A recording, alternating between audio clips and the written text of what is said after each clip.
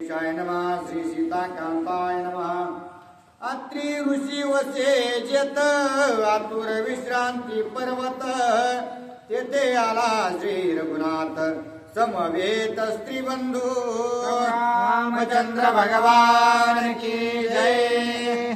तर कालच्या अध्यायाच्या ठिकाणी असणारे प्रभू रामचंद्र ज्या असणाऱ्या चित्रकूट पर्वतावर राहत होते त्या चित्रकूट पर्वतावर असणारा सर्व ऋषींनी त्यांना असणारा भिव घातलेलं होतं, परंतु त्या भिवाला असणारा न बाळगता सर्व ऋषी असणारे त्या ठिकाणाहून पळून गेलेले आहेत। परंतु प्रभू रामचंद्र आणि लक्ष्मणजीनं ते राक्षस कुठं आहेत त्यांना मारण्यासाठी असणारा तो चित्रकूट पर्वत सोडलेला आहे आणि ज्या वेळेस त्यांनी चित्रकूट पर्वत सोडून असणारा दंडकारण्याच्या दिशेने निघालेले होते त्यावेळेस असणारा वाटेमध्ये त्यांना असणारा त्या असणारा अतिशय शांत अशा प्रकारचा एक पर्वत दिसलेला आहे आणि त्या पर्वताच्या ठिकाणी अत्रि ऋषी राहत होते। त्या पर्वतापर्यंत असणारा प्रभू रामचंद्र लक्ष्मणजी आणि सीता माता येऊन पोहोचलेले आहेत। ते कोणी अत्रीचे चरण श्रीरामे घातले लोटांगण ऋषीने दिले आलिंगन समाधान ध्येय ध्यान। आणि ज्या वेळेस असणारा अत्रि ऋषींना लांबून प्रभू रामचंद्रांनी पाहिलेला आहे, पळत पळत पटकन असणारा अत्रि ऋषींच्या जवळ आलेले आहेत आणि त्यांचं दर्शन त्या ठिकाणी प्रभू रामचंद्रांनी घेतलेलं आहे।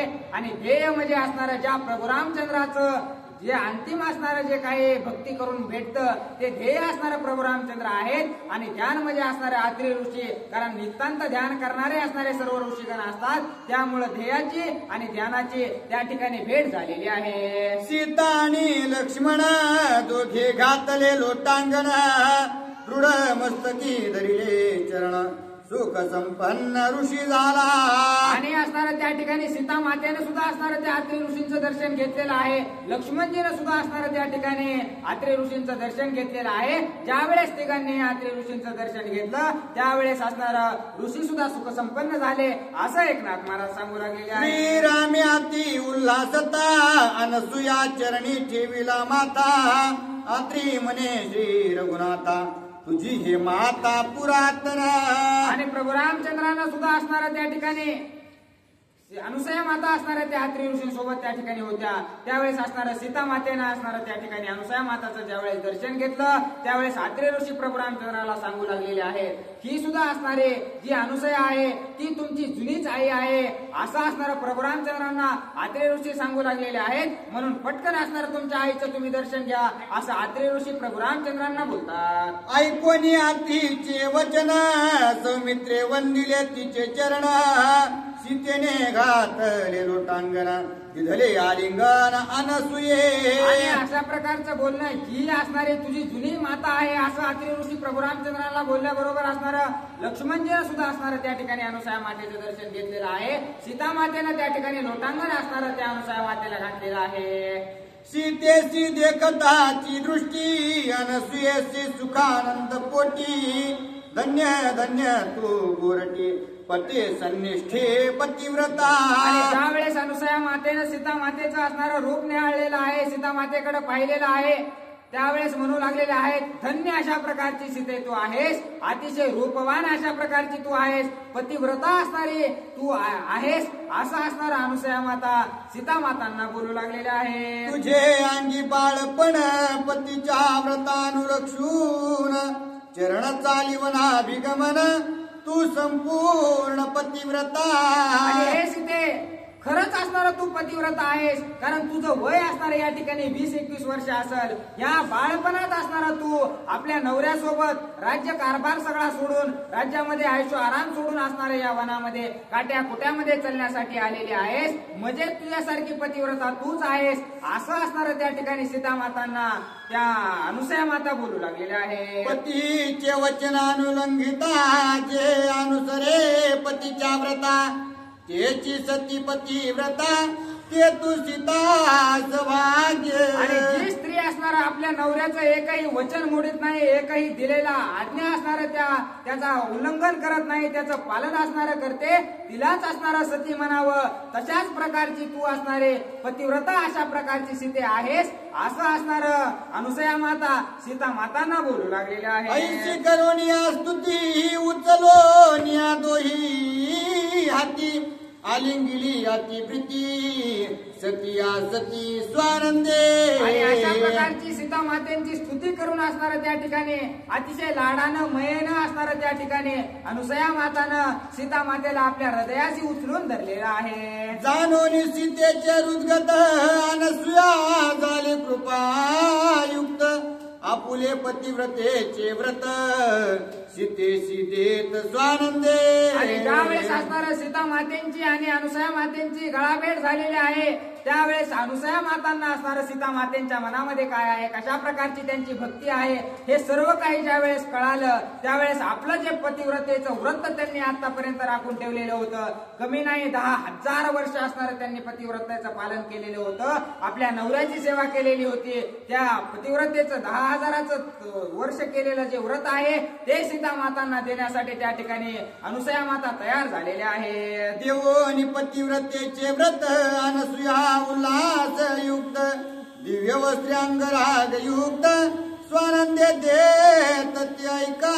आणि असणारं त्या ठिकाणी अनुसया मातांवर कृपा सीता मातांवर असणारी अनुसया माता कृपा करू लागलेल्या आहेत. आणि कशा प्रकारे त्यांनी कृपा केली, कशा प्रकारे आपले जे काही असणारं तप आतापर्यंत केलेलं होतं ते तप असणारं सीता मातांना देऊ लागलेले आहेत. कोणकोणते वस्त्र देऊ लागलेले आहेत ग्रंथकर्ते सांगू लागलेले आहेत. ऐका. अनसूया कृपायुक्त सीतेशी दिव्य वस्त्रे नेसवित आणि दिव्य चंदने चर्चित माळा घालित दिव्य सुमनी. आणि सीता मातेला असणारं त्या ठिकाणी अनुसया मातेने दिव्य अशा प्रकारचे वस्त्र दिलेले आहेत, सुमनांच्या माळा असणाऱ्या त्यांच्या गळ्यामध्ये घातलेले आहेत आणि असणारं चंदन त्या ठिकाणी त्या सीता मातेंना अंगाला लावण्यासाठी दिव्य चंदन असणारं त्या ठिकाणी अर्पण सीता मातांना अनुसया माता करू लागलेल्या आहे. सीतेचे पुरवावया कोड घातला ताडाचा पै तोड आरनिशी पडेल उजेड सरली चाड शशी सूर्याला लाजवेल असा तोडा असणारा त्या ठिकाणी सीता मातेंच्या पायामध्ये असणारा अनुसया मातेनं बांधलेला आहे.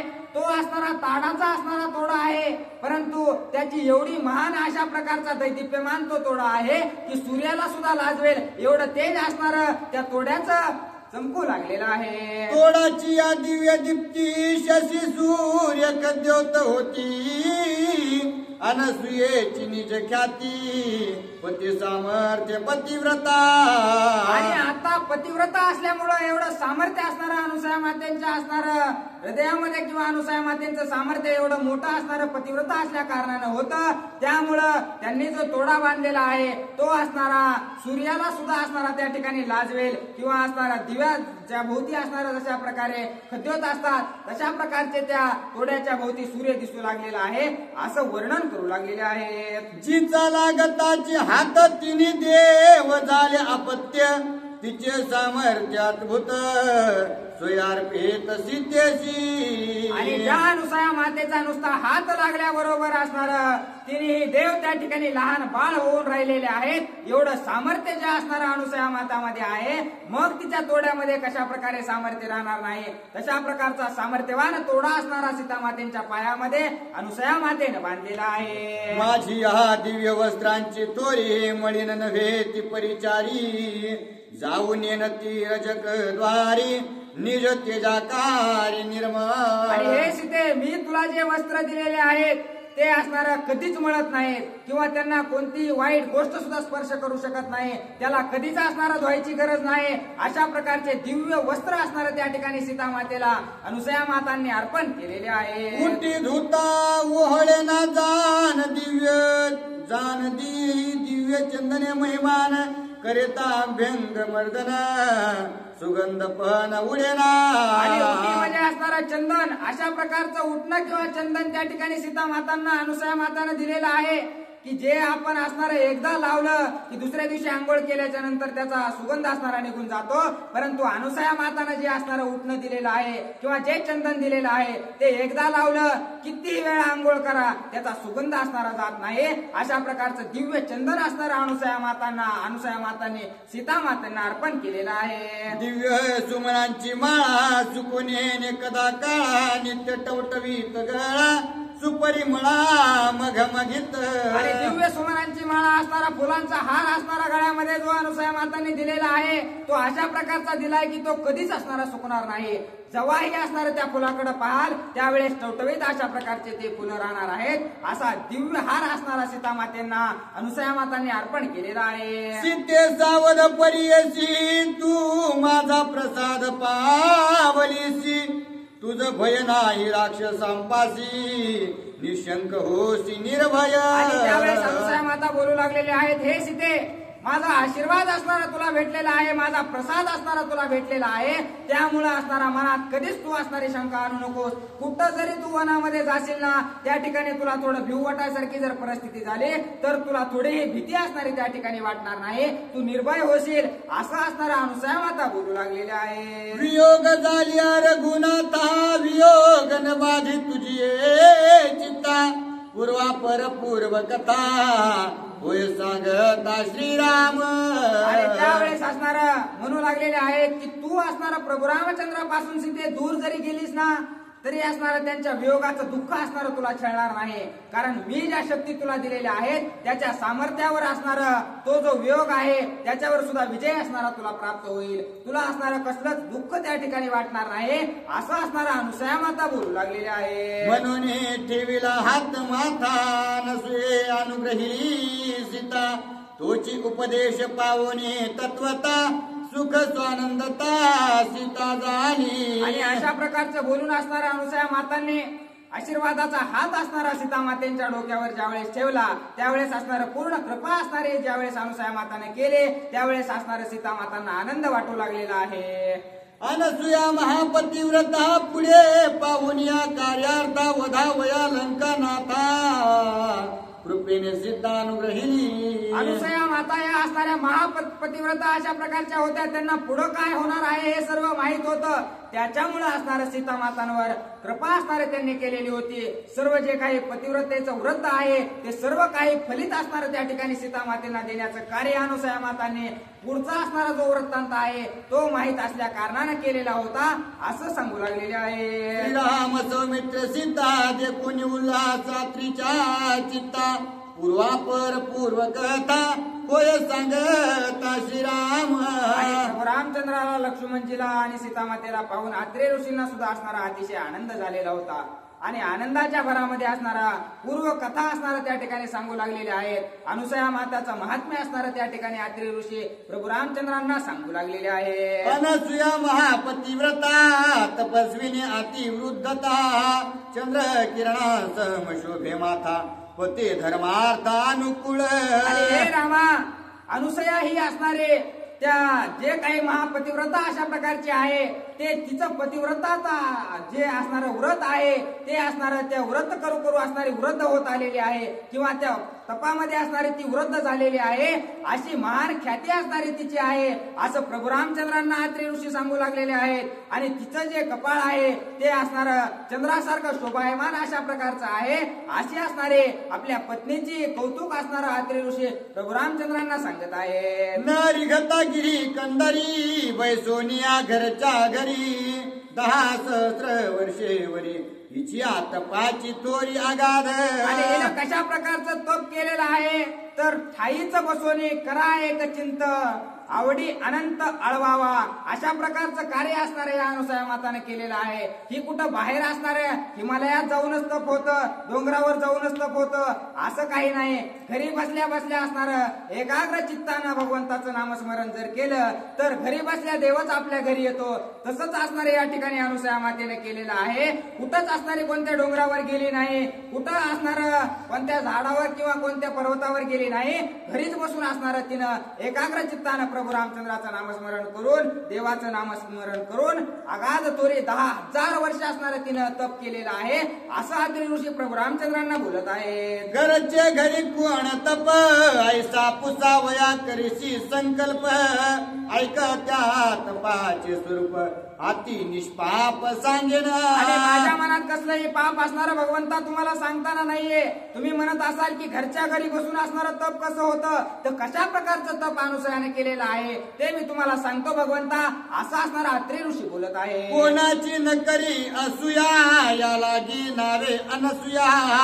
काम क्रोध लोभ न धरी न बाधी जया, ते रघुवर्या महातप. आणि कोणतं तप अनुसया मातानं केलेलं आहे, तर ते असणार त्या ठिकाणी असूया म्हणजे असणार कुणाची निंदा आतापर्यंत असणारी तिने केलेली नाही, कुणाचंही वाईट असणार आतापर्यंत तिने चितलेलं नाही.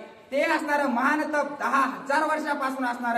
कुणाबद्दलही तिच्या मनामध्ये असूया म्हणजे असणार कोणतीच निंदा आलेली नाही, म्हणूनच ती अनुसया अशा प्रकारची आहे. मग ते तप असणार तिनं 10,000 वर्ष केलेलं आहे. असं असणार अत्रि ऋषी प्रभू रामचंद्रांना सांगू लागलेले आहे. तपे कर कोरोनी तापस, कोपे केले अतिशय कर्कश. दंड मुंडन वृथा वेश, पडली ओस तपश्चर्या. आणि महान तप करून जे तपस्वी असणारे हिमालयात जातात, मोठं मोठं तप करून असणारे त्या ठिकाणी ज्या वेळेस जन लोकांमध्ये येतात त्यावेळेस अतिशय कर्कश अशा प्रकारचे ते होऊन जातात. कारण त्यांना असणारा डोंगरातून तप करून आल्यावर वाटतं की सर्व लोकांनी आपल्या पाया पडावं, सर्व लोकांनी आपली सेवा करावी. जर ती सेवा नाही केली तर ते असणारे कर्कश होतात, म्हणजे राग राग करतात. मग त्याच्यासाठी ते काय करतात, कुणी चप्पी करतंय, कुणी धोतर घालतंय, कुणी असणारे वेगवेगळे पोशाख करतंय की आपल्या तपाचं सामर्थ्य यांना माहित व्हावं, यांनी आपलं दर्शन घ्यावं. असं जर तप कुणी केलं तर ते असणारं ओस तप पडतंय, त्या तपाला काहीही अर्थ नाही. असं अत्रि ऋषी प्रभू रामचंद्रांना बोलत आहेत. काम क्रोध तिसरा लोभ, सांडणे हे तप दुर्लभ. ते घरचे घरी झाले सुलभ, अति निर्लोभ अनसूया.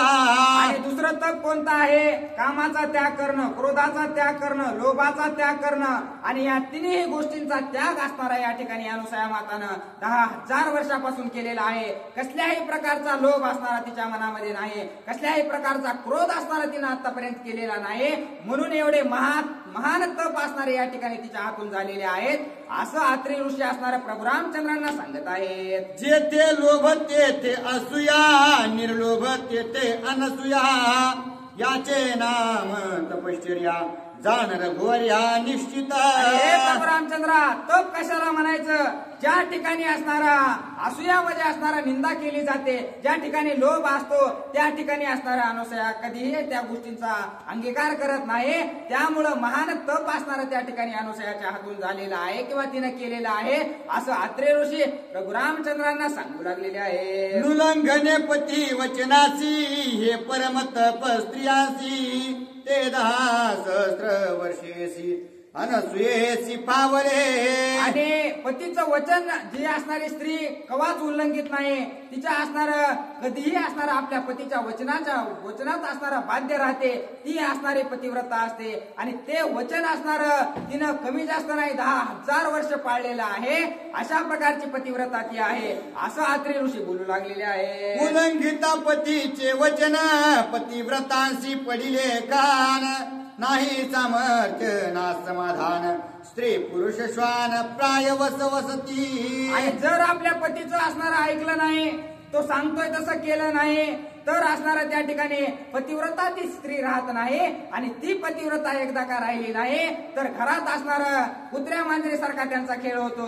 जशा प्रकारे कुत्रे एकमेकावर भुकतात तसंच असणार या दोघांची नवरा बायकोची बडबड चालू राहते, असं अत्रि ऋषी सांगू लागलेले आहेत. 10,000 वर्षे पर्यंत माझा नुलंघी वचनार्थ, त्याने तपे हे समर्थ ऐक सामर्थ्य इयेचे. आणि 10,000 वर्ष अशा प्रकारचं तप हिने केलेलं आहे. एकाही शब्दाचं उल्लंघन माझ्या केलेलं नाही. सर्वांची सेवा असणारी या ठिकाणी केलेली आहे, कुणाची निंदा आतापर्यंत केलेली नाही. आणि देवाचं नामस्मरण नित्यांत करत होते. एवढं महान तप तिनं केल्यामुळं तिचं सामर्थ्य किती आहे भगवंता मी तुम्हाला सांगतो, ऐका, असं अत्रि ऋषी बोलत आहे. 10 वर्षे अनावृष्टी, दुर्भिक्ष पडिले या सृष्टी. तृण नाही पृथ्वीचे पोटी, वृथा गोष्टी तेथे कैची. आणि असणारा एकदा काय झालं भगवंता, 10 वर्ष असणार या पृथ्वीवर पाऊसच पडला नाही. आपल्याकडे 2 वर्ष जर पाऊस पडला नाही तर सगळं काही वाळून जातंय. मग 10 वर्ष पाऊस पडला नाही, त्यामुळं पृथ्वीवर काहीच राहिलं नव्हतं. मग कुठंच असणारा झाड सुद्धा दिसत नव्हते, पाला सुद्धा दिसत नव्हता. अशा प्रकारची अवस्था असणारी एकदा झाली होती. मग असणार पुढं काय झालं, ते काळी फळमूळ युक्त आईने वाचविले जना समस्त परांग मुख नव्हे अहोरात्र जनसंतृप्त फळमुळी. आणि ज्या काळामध्ये 10 वर्ष पाऊस नव्हता त्या काळामध्ये असणारं हिनं काय केलेलं आहे तर सर्व लोकांना असणारं फळमूळ देऊन असणारं त्यांची सेवा केलेली आहे. त्यांचा उद्धार किंवा त्यांना जगण्याचा सहारा असणारा हिनं दिलेला आहे.